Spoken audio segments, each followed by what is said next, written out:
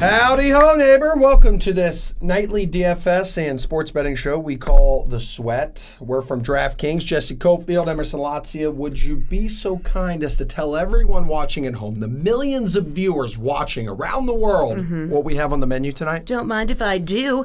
NFL futures bets? Check. PGA price check? Check. Aaron Boone one-on-one? Check. All right, baseball.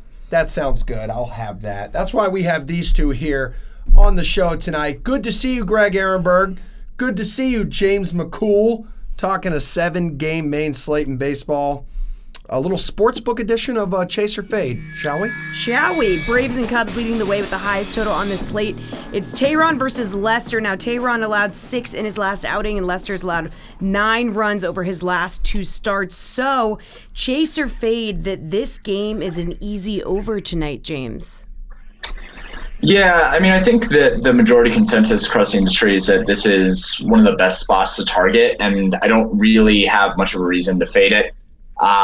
The wind is blowing out 15 miles per hour, 20 mile per hour gusts out there in Wrigley. And we know that's one of the biggest boons you can get in the major leagues is that wind blowing out, especially to right center. And it increases home runs quite a bit and increases offense. And we have 2 pretty bad pitchers on the mound tonight.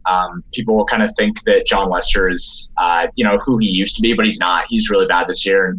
And Tehran has been okay in 2019, but he's still somebody who's really, really prone to just getting annihilated. And it's not like the Cubs are a team that are going to have problems getting to Tehran. So, yeah, I like the over in this game quite a bit. From a DFS perspective, I probably will have a little bit less exposure, but in terms of like sportsbook, yeah, I like the over. Greg, Chase or Fade, this game is an easy over tonight.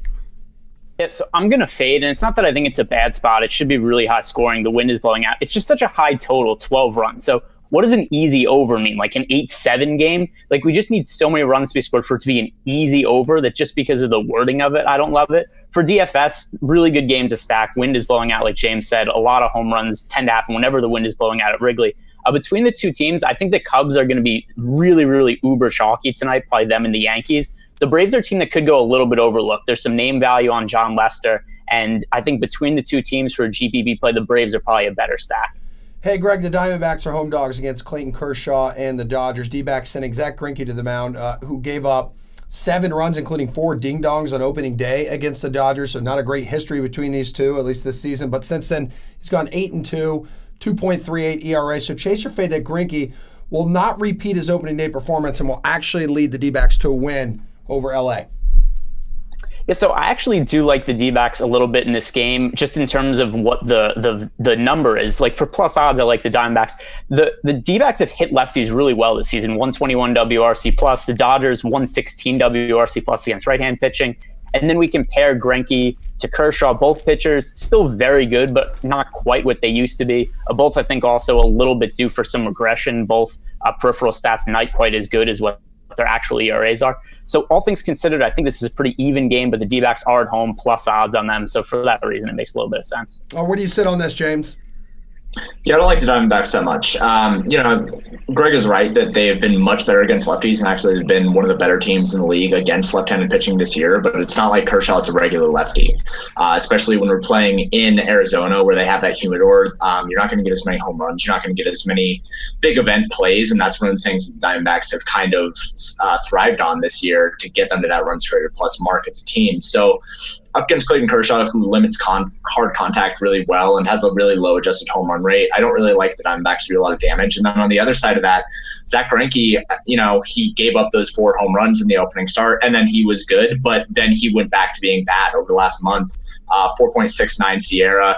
The bullpen for the Diamondbacks is not good. It's significantly worse than that of the Dodgers. The Dodgers have a 372 slugging percentage against are allowed, and the Diamondbacks have a 434 slugging percentage allowed. So looking at these 2 teams, I always want to back the Dodgers, and especially in a spot where they have Kershaw on the mound, it just doesn't make sense for me to take the Diamondbacks.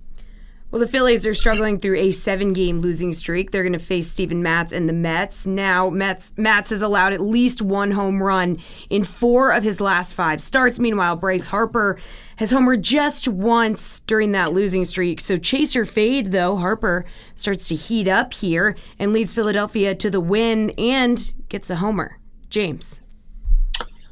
The odds are pretty good. I like the Phillies here, and I probably, we have some weird home run odds on this slate. Like with the Cubs, these guys are up in like the plus 100 range, the plus 150 range. So if I can get Bryce Harper at what is significantly better odds, 545 plus to win, if I like the Phillies to win this game, then you're giving me 5-1 odds on Bryce Harper to hit a home run. So yeah, I really like that. I'll chase that. Greg, do you like that? No, Bryce Harper kind of sucks. Like, there's always this thing like, oh, Harper's gonna turn around. Harper's this MVP type player. But when I say sucks, I don't actually mean sucks. I mean relative to what people think of him and relative to what he's getting paid. He has 13 home runs this year. We're about halfway through the season. So if you look at what that number is, plus 575, that's 15% implied odds of that event happening. And he homers about once every 6 games. And then also we have to add on the fact that the Phillies aren't locks to win this game by any stretch of the means. They're at best 70% chance to win, and that's even a little bit high. So we just factor in that Harper hitting a home run one every 6 games or so, plus the chance of winning only being 60%. It's just not 15% implied odds to make that a valuable bet. All right, you guys hang tight for some MLB Tears of Joy right after this course preview with Reed Terrence Fowler. How's it, golf fans? Reed Fowler here in the DK Live studios for the Rocket Mortgage Classic at Detroit Golf Club in Detroit, Michigan. Formerly known as the Quicken Loans, the Rocket Mortgage Classic will be the first PGA tournament to be held in the city limits of Detroit. The state of Michigan, on the other hand, is no stranger to elite golf. Players like Jack Nicklaus, Ben Hogan, Arnold Palmer, Gary Player, and Tiger Woods have all won in the Wolverine State in the past. The field for the very first RMC will be headlined by a few of the top players in the world like Dustin Johnson, newly crowned major champ Gary Woodland, Bubba Watson, Patrick Reed, and Ricky Fowler. It'll mostly consist of the secondary players on the tour looking for their first win of the season or of their career. Guys like Byung-Han An, Sungjae Im, and Joaquin Niemann are some of the other notable names teeing it up this week. Even though Detroit Golf Club is a new stop on the PGA Tour, playing a Donald Ross course design is not. Tournaments like Sedgefield Country Club for the Wyndham, Eastlake Golf Club, which hosts the Tour Championship, and Plainfield Country Club, which has hosted Northern Trust in the past, are all stables on the PGA Tour. The course should play as a typical Donald Ross design with positional golf off the tee into tight, tree-lined fairways, as well as precise approach shots into small, undulating greens. The course plays as a par 72 and measures just under 7,400 yards. So it'll be important for the guys this week to have more than just their irons firing. Key stats this week for me will be strokes gained ball striking, around the greens, and strokes gained par 5, which leads me to my favorite play this week, Hideki Matsuyama. Over the last 24 rounds, he's 6th in strokes gained ball striking, top 20 in par 5 scoring, and just inside the top 25 in strokes gained around the green. Welcome back to DraftKings is the Sweat, and returning to the program right now, good friend of the program, by the way, Aaron Boone, manager of the New York Yankees. Good to see you again. Hello, how you doing? I'm doing wonderful. Thanks for asking. So when we last talked, it seemed like half of your team was on the IL. Now you've got some of the big boys back in the lineup, Aaron Judge, Giancarlo Stanton. The wins are just piling up. So what would you say you need to improve upon at this point? Everything. I mean, you got to continue to grow and pour into guys, and hopefully we're constantly making improvements in every facet of the game. We've been playing well. I feel like, we've been getting quality starting pitching. Our bullpen's been strong. I feel like we've caught the ball really well, especially through this stretch of games where we've played some really good teams and peeled off some wins. And obviously the offense has been providing. So, but it's June and it's no time to be satisfied with anything. And that's kind of the constant message and theme here. Yeah, and speaking of the offense providing, I mean, you traded for Edwin Encarnacion just a few days ago. He's already shown what he can do at the plate. A couple of dingers, I believe, in his first 6 or 7 games. How has he been fitting in with the team? Really well. He hasn't even got a lot of hits to this point, but the at-bat quality every night has been excellent. And, one of the things I think our lineup does is, even if you're able to get through us a time or two, generally speaking, these guys make it tough on you, and they really make you earn getting them out. And we've really seen that with Edwin. A lot of deep counts. I feel like there's been a number of 9, 10, 11 pitch at bats where the pitcher really has to work hard to retire him. He's obviously hit some homers, but I think that presence in the lineup and that making the pitcher work, I think, has paid dividends for other guys in the order when it's netted some other guys a mistake here and there. And with the trade deadline just about a month away here, what moves do you anticipate the front office trying to make? Oh, I mean, that's a question for Brian Cashman. We're constantly, obviously, having conversations. The Steinbrenner family is actively involved in wanting to see us improve our club. So Brian's having those kind of conversations all the time up until the trade deadline as far as where we can improve our club. Some may be small moves, some may be moves that get to the end that don't end up happening. Some could be a big splash. You never know. But I know we're exploring every possible option of where we can try and improve in every way, and that won't stop. You mentioned how well your bats have been producing. I mean, you guys are just one home run away here from tying the record for consecutive games of long ball by a single team, a major league record. You've already set the franchise record with 26, so the record will obviously be 27 for major leagues here. Describe the zone your bats are in, though, right now. Like, how big is this baseball looking? We talking like a grapefruit here? No. I don't know. We got a lot of good hitters, and obviously we're getting a lot healthier now. And again, I think it goes back to, as a group, they all kind of protect each other. How long do you think the streak's going to continue here? Oh, man. Hopefully a while longer, but we feel like we can win games in a lot of ways. So when it ends, it ends. But I know we're certainly capable in a big way of doing it. Maybe you guys will continue it across the pond here coming up, because there's that big series from Major League Baseball. Your Yankees will be facing the Red Sox in London this Saturday and Sunday. So what do you have to do to prepare here for like the travel and the time change? Well, one of the things we benefit is we have 2 days off with the travel, and then an off day on the backside when we come back home. So we'll play an afternoon game Wednesday here at home, and then fly out and get to London sometime early Thursday morning, have that entire day off where guys can hopefully kind of get acclimated, get used to the time change and everything. And then Friday, we'll have a workout in the afternoon, evening. And then hopefully that couple of days guys really benefit from, recover, and we can go out and put our best foot forward for a couple of days and then come home and finish strong into the break. What up? I'm Brendan Glasheen here with your DraftKings Fantasy Flash. Have a look at Sportsbook this morning. You shouldn't be surprised. The Mets' moneyline odds are plus 115 for their series opener at the Phillies.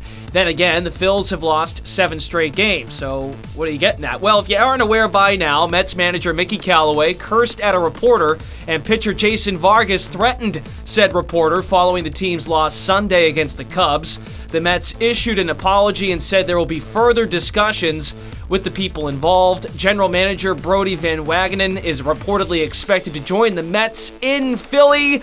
I don't see how that can be comforting for Callaway and the players. Like, talk about a red flag. The GM showing up means a mess needs to be cleaned up. Callaway has this going for him. There are reports the Mets will not have a managerial change today. Business as usual. Also, Callaway and the writer are reportedly going to meet today.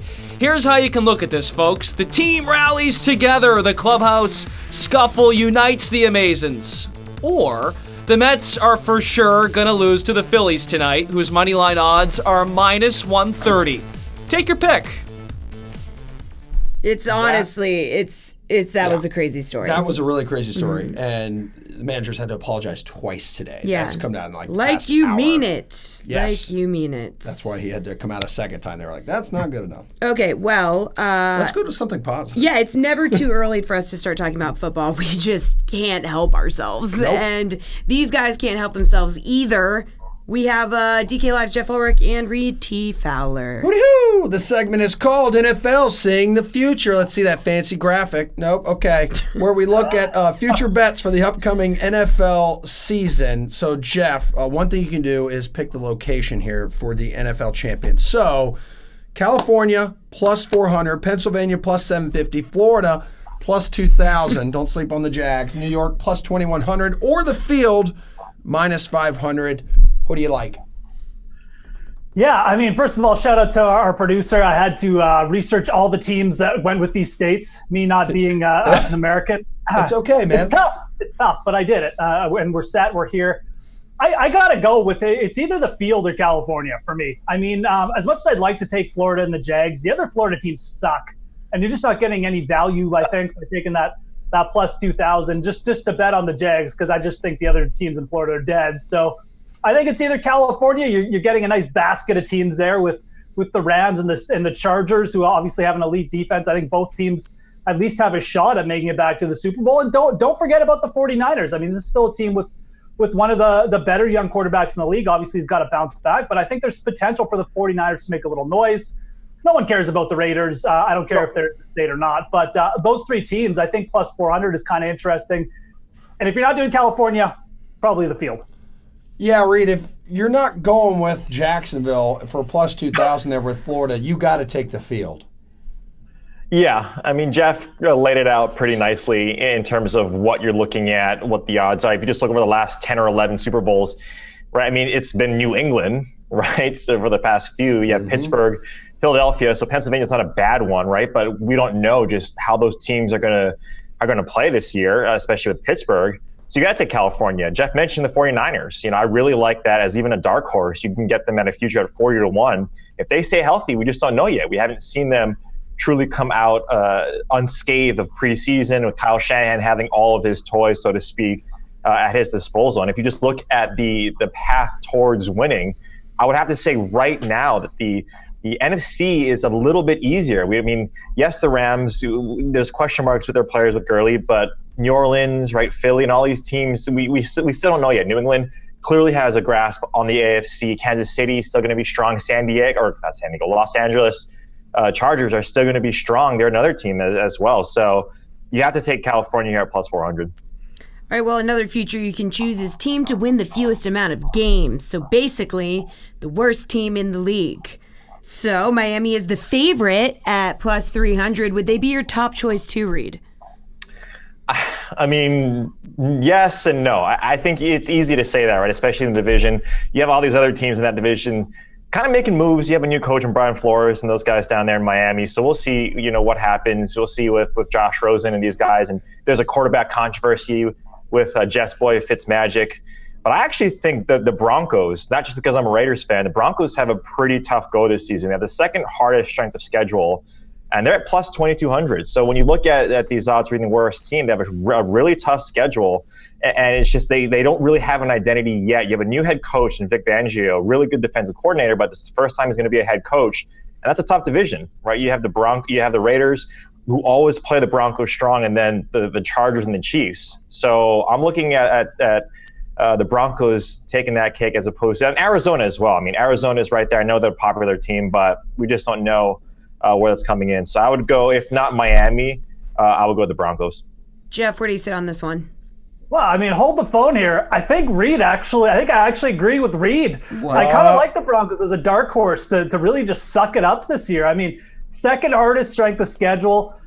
I mean, bringing in Joe Flacco as quarterback, like that's just if they get off to a bad start, it's just not going to go over well. I really wanted to pick the Redskins here because, like Case Keenum, Dwayne Haskins, I just don't know how that's going to work out.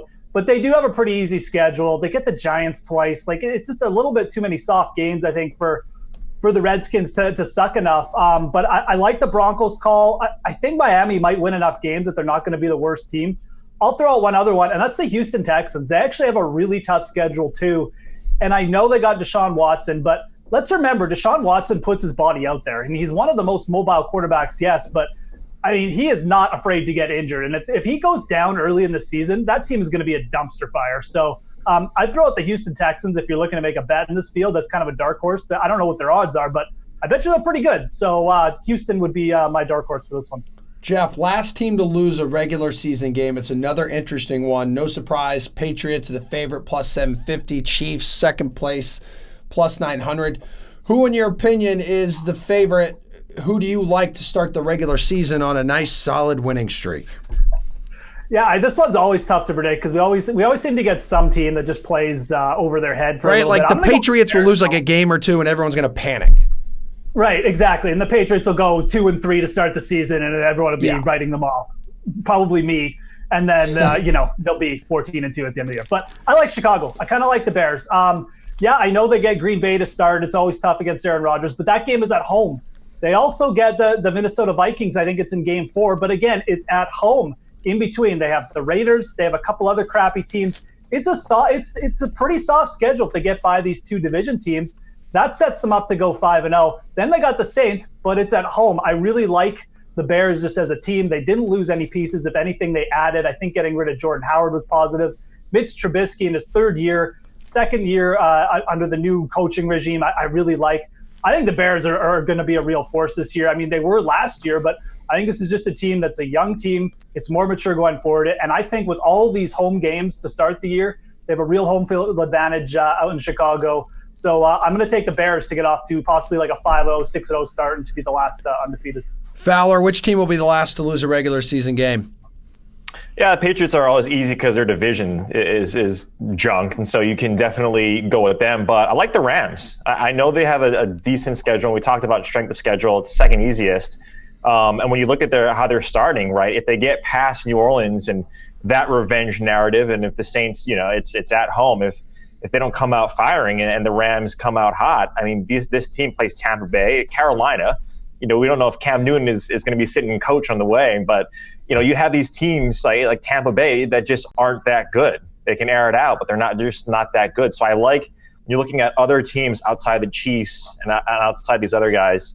I think the Rams present a very interesting prop in this. And look, Cleveland Browns, we still don't know. I think there's a lot of preseason hype on the Browns. They got a lot of talent, but again, new head coach. I know Freddie Kitchens has been in that system, but it remains to be seen. So I got the Rams at plus 1,100. All right, Reed, picking division winners. The AFC South is one of only two divisions where all four teams have plus odds. Indy is the favorite at plus 100, but is that division wide open? Yeah, this one's always wide open. I mean, and it's this carousel where these teams kind of beat up on each other, right? And it's always like Jacksonville always beats Indianapolis. Indianapolis always beats like Houston, and Houston always beats Tennessee. And it kind of goes in this carousel. And clearly, when you look at this team, like this division, the Colts at plus 100 are the favorite, but that's not a bet that I'm willing to take. And again, Jacksonville with Jeff's boy Nick Foles, we still don't know how that's going to. We don't know if Leonard Fournette's really going to be that guy standing at the beginning of the season.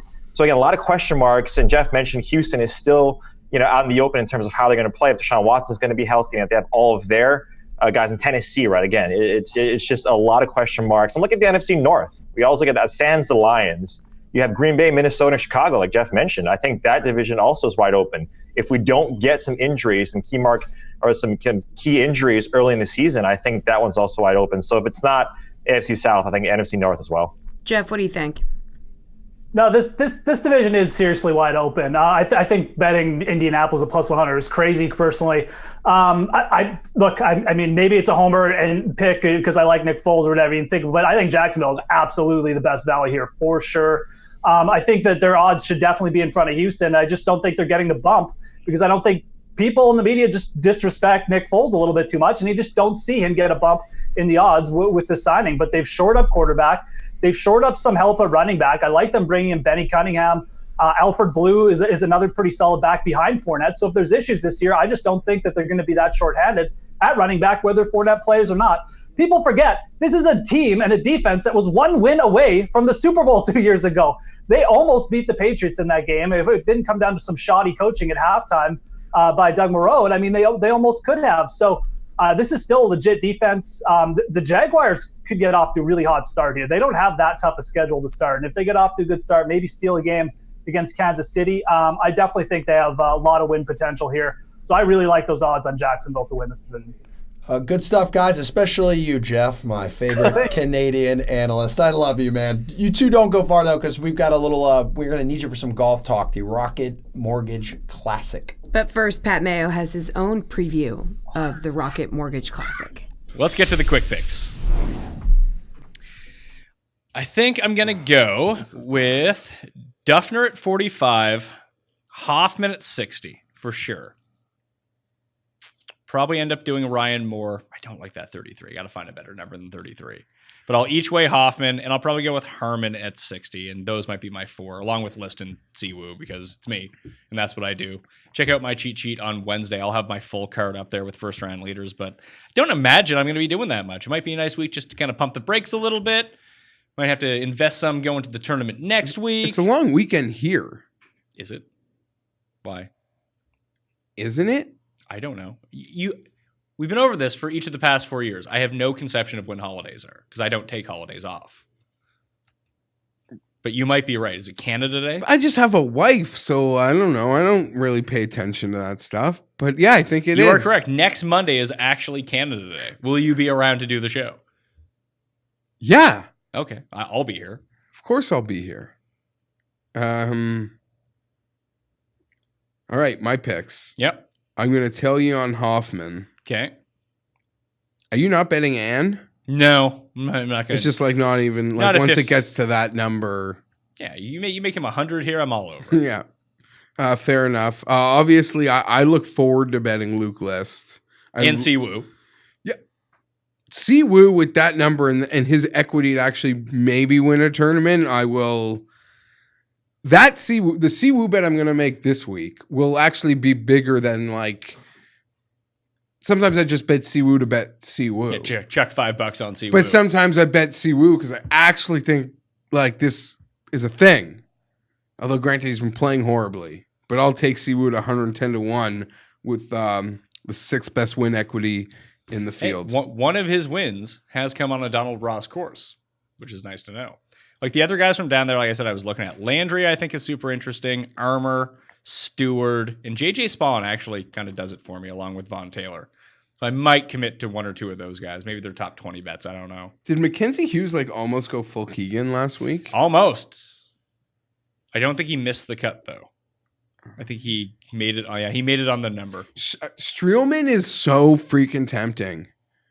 I swear to you, I have like a problem. This is where the no bias feature is so important. Because like if he was like cooler, I think I'd be into it. If he wasn't so non-flashy. Yeah, if it was just like, yeah. And that's why I think that's him at 50-1. I'm sure you could find a 50. I'm looking at a 45, but I like to think that there's 50-1s for Kevin Streelman out there. The way he's been playing on this field, I know I called it a lunar eclipse before, but I don't know. Maybe he could actually do it.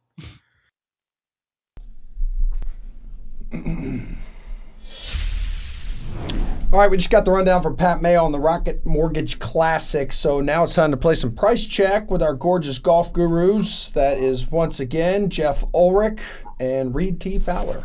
All right, guys. So Ricky Fowler has the second highest salary at 11.2 behind DJ's 12.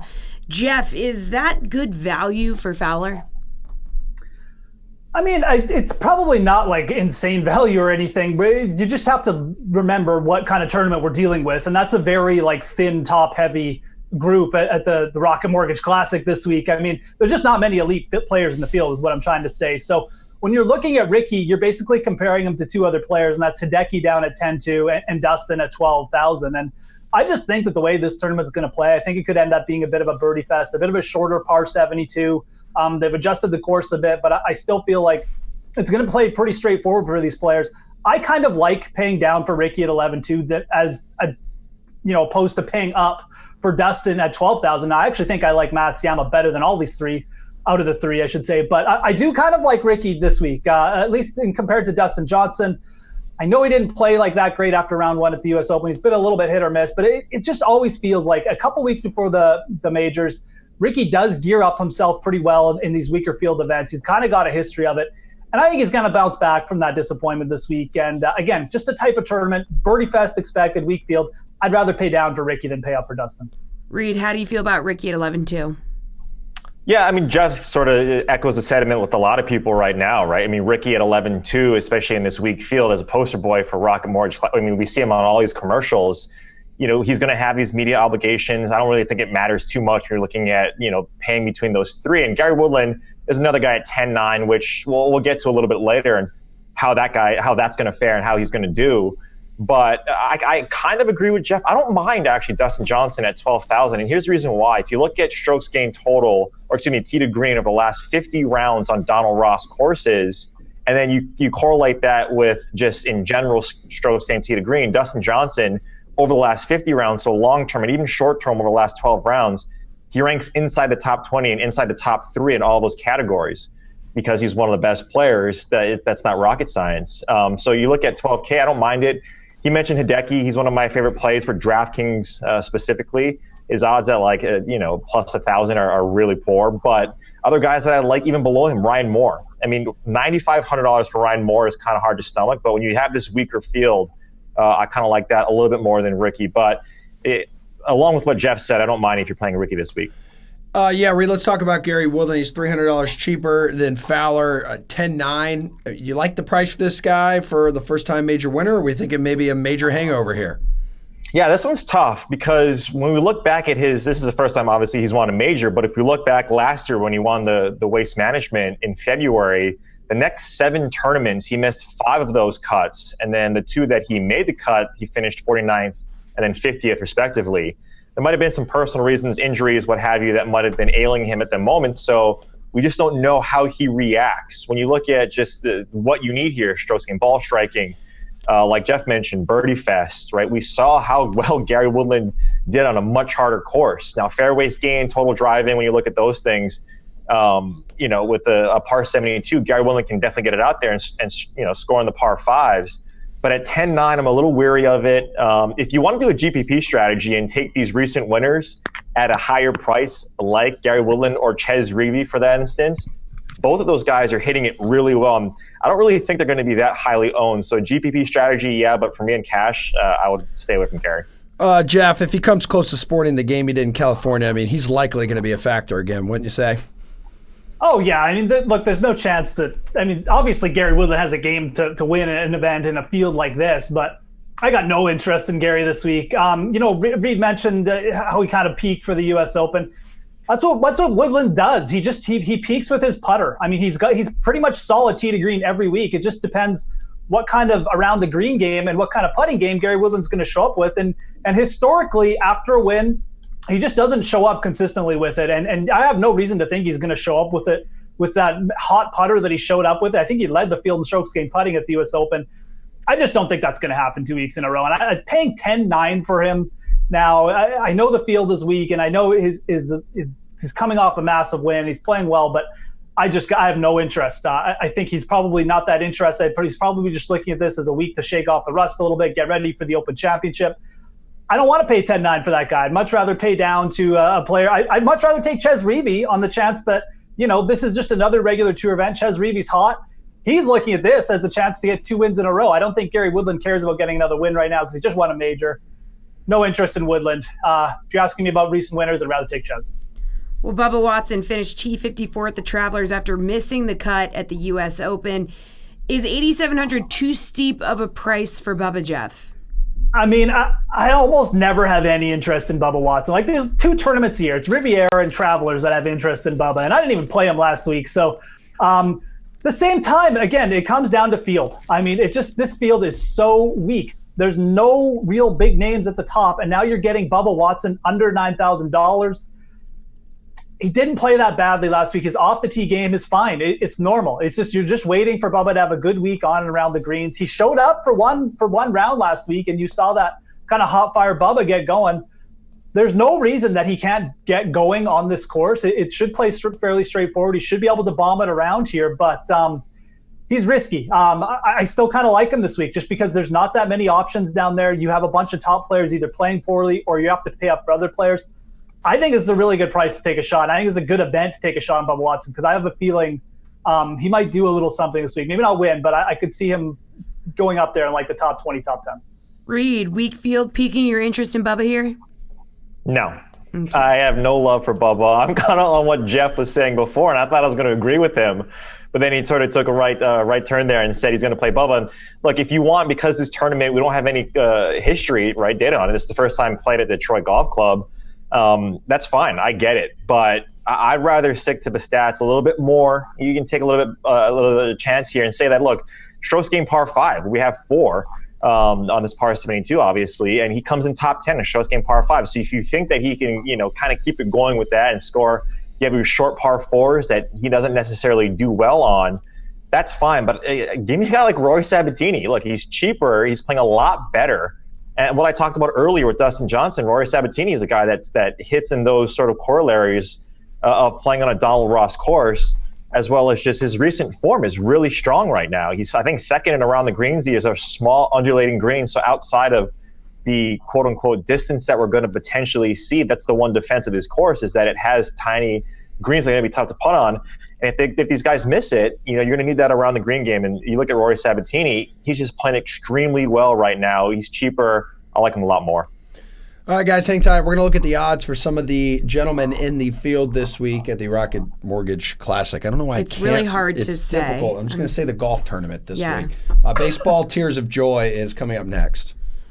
Hey, my name's Tara Lenazak here with your DraftKings Fantasy Flash. No surprise here. Kawhi Leonard declined his $21.3 million player option with the Toronto Raptors to become an unrestricted free agent this summer, according to Chris Haynes of Yahoo Sports. The All-Star is one of the marquee free agents hitting the open market. However, Haynes noted that Leonard is believed to be seriously considering re-signing with the Raptors.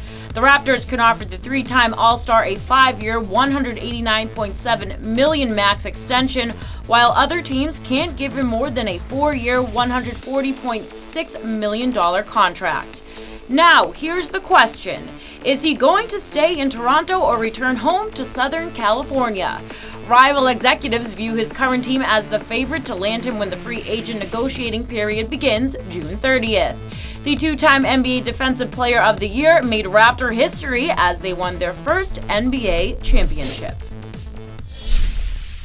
As promised, DK Live's James McCool and Greg Ehrenberger back on your screens here. Sweet. Ready? Hey, Greg. To find you the best options from the lower levels of tonight's MLB Tiers contest. Emphasis on the lower levels part. So let's start with Tier 4. Who do you like here, Greg?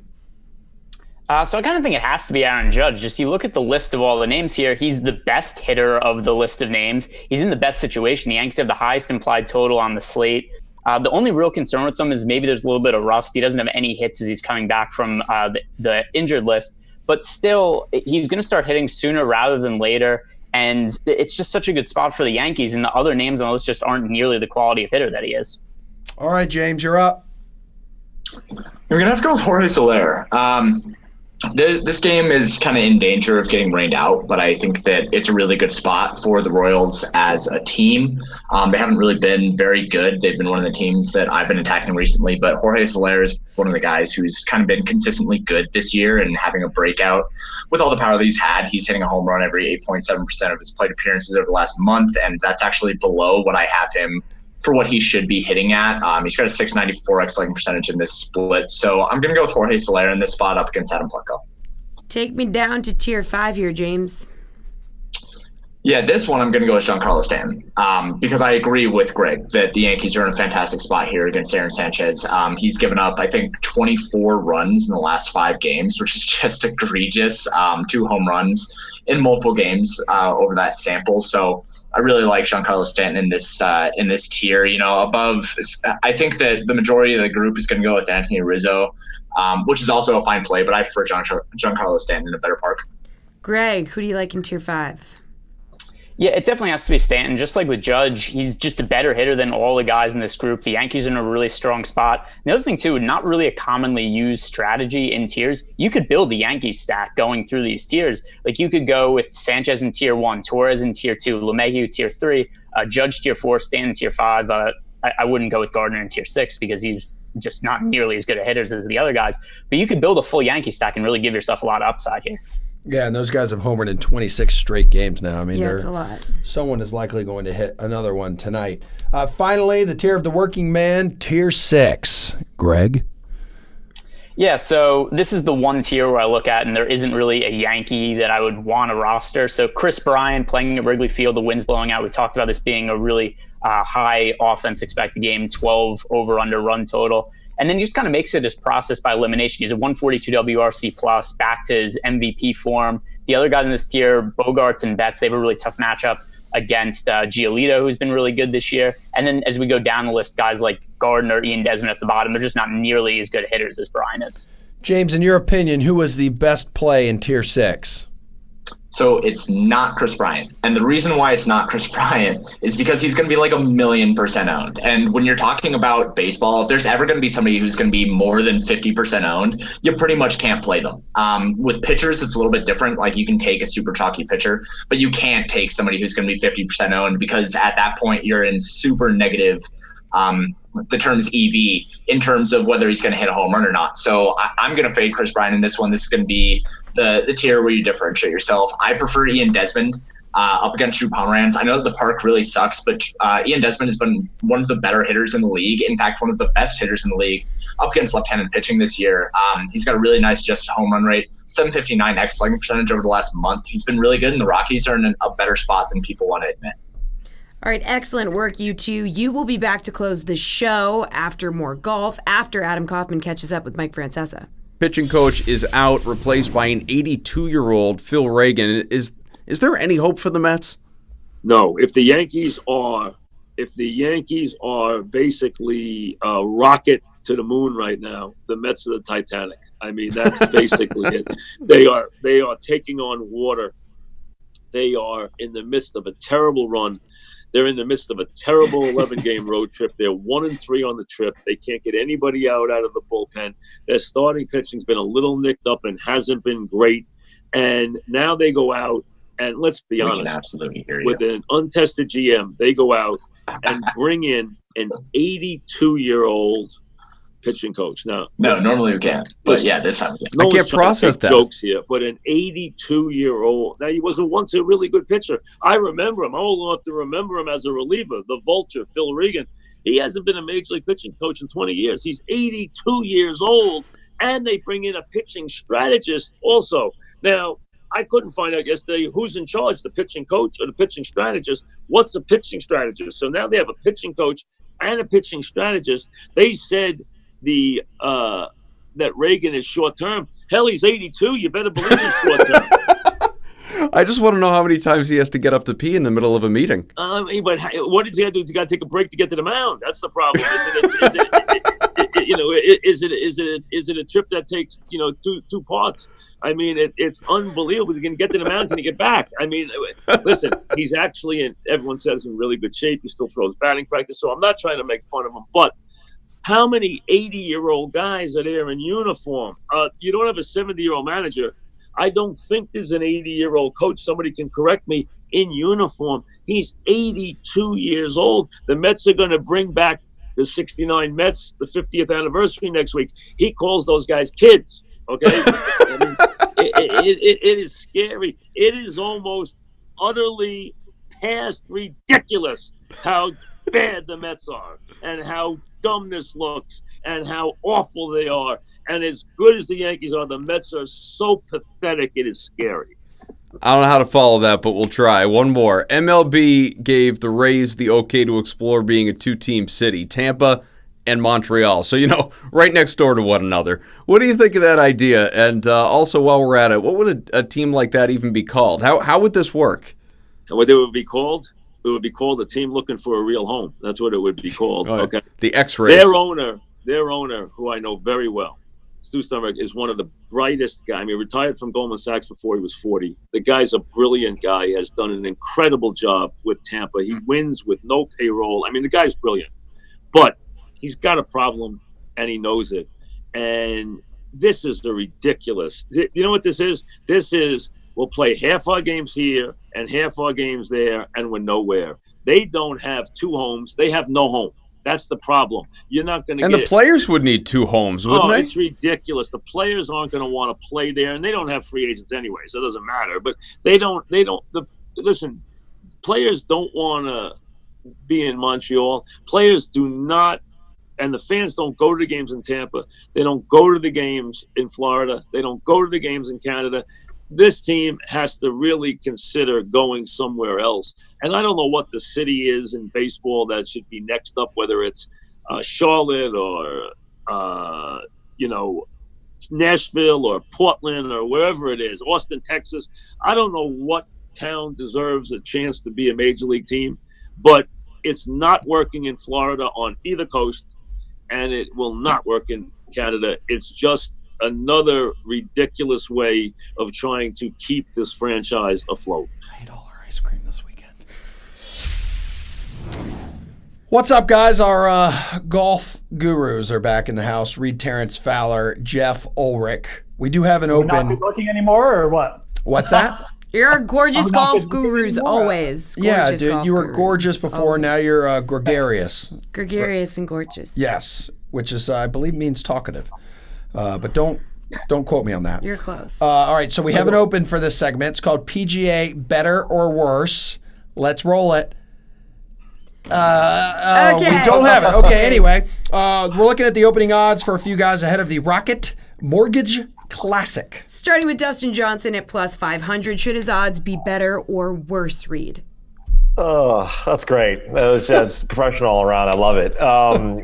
Look, I mean, he's at the shortest odds, so obviously we want him to be better, we want him to be longer, but it's not going to be, right? I mean, Dustin Johnson is clearly the best person in this field, one of the best golfers in the world. I will say this, though, about Dustin Johnson. I mean, I'm not going to tell anyone to bet any golfer at plus 500. I think the shortest I've seen was plus 450. But if you look at his wins, his 14 PGA wins on since 2012 up until now, a lot of them have been on easy courses, right? A lot of them in like the St. Jude's, the RBCs.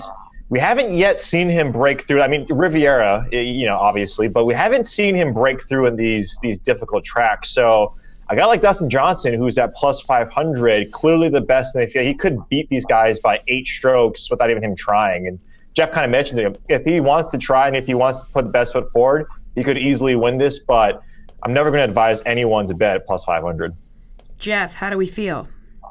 I don't know. I mean, it's tough to back a guy at plus 500 coming off like maybe one of the worst putting weeks of his life. And Dustin Johnson's not been putting well, or like not just in the U.S. Open, but for a couple of tournaments now. So that's a little scary because his odds are down there in 2007 Tiger Woods range this week.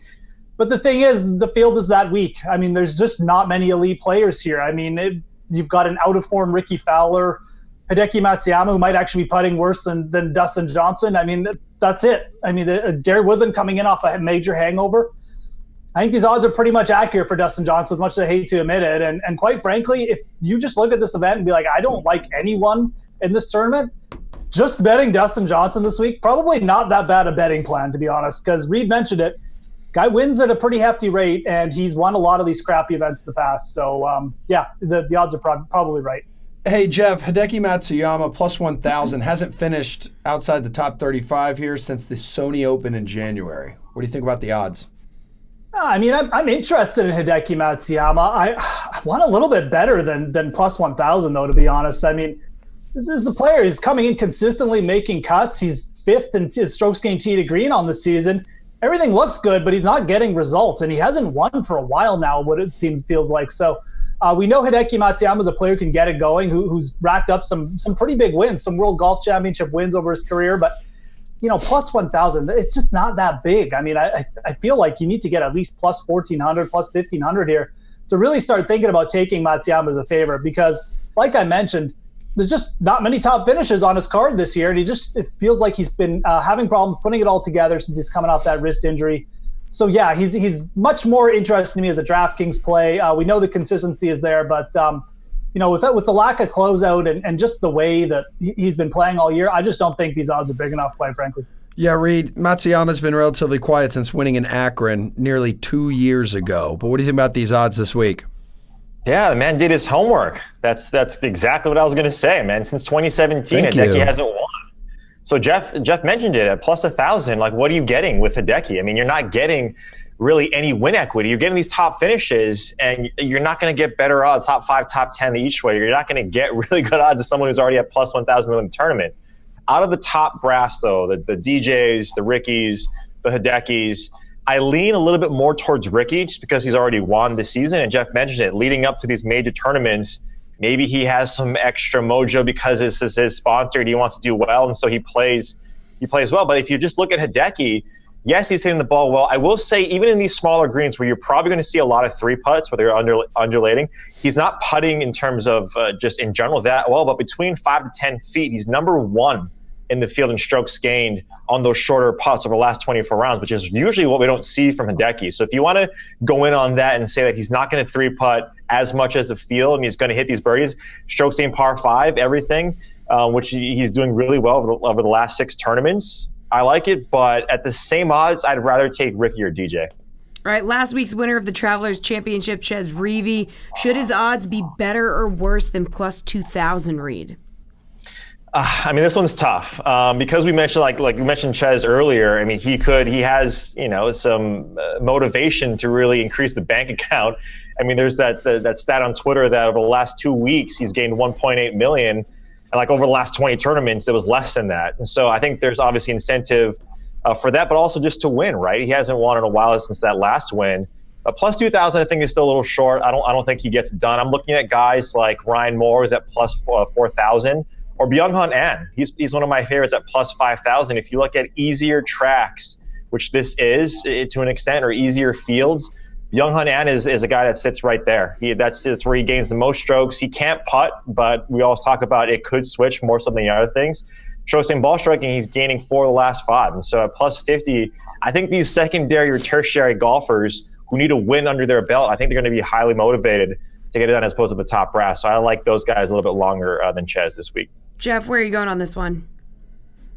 Yeah, I mean, I'm probably not going to bet Ches Reavie this week, but if this was any other event, I'd probably just be sitting here and telling you do not want to bet a guy at plus 2,000 who has gone 11 years between wins, right? So Ches Reavie, we even saw it down the stretch, getting a little nervous, like he can get within 1. But the thing is, and Reed actually hit on this, he's in form, and this is the weakest field possibly of the year. Like if there was ever a situation where Ches Reavie is going to come in and say, I'm playing the best of anyone in this field, maybe even including Dustin Johnson, and just snap up another win, this is it.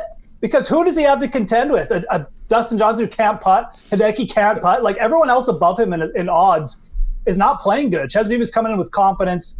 He's playing with house money. I think these odds are pretty close to accurate with Ches. And if you really like this narrative and you just don't want to bet like Dustin Johnson or Hideki, I don't think it'd be that out of the – I wouldn't be shocked if Ches came in here and played well, maybe even won again.